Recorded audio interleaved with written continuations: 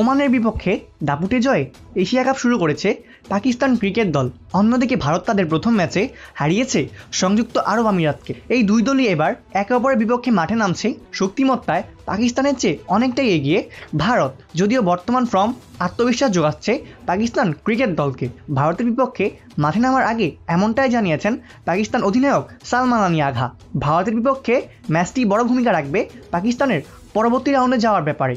পাকিস্তান লাগাতার সিরিজ খেলেছে আফগানিস্তান, সংযুক্ত আরব আমিরাতের মতো দলের বিপক্ষে। অন্যদিকে ভারত লম্বা বিরতির পর এশিয়া কাপে মাঠে নেমেছে, ফলে ভারতকে হারানোর মতো আত্মবিশ্বাস রয়েছে পাকিস্তান ক্রিকেট দলের অধিনায়কের। তিনি বলেন, আমরা এখন সত্যি ভালো ক্রিকেট খেলছি, বরাবরই এটা বলছি আমি, গত 2-3 মাস ধরে আমরা ভালো ক্রিকেট খেলছি, ত্রিদেশীয় সিরিজ জিতলাম, এখানেও ভালো শুরু হয়েছে, এই ভালো খেলাটা আমরা চালিয়ে যেতে চাই।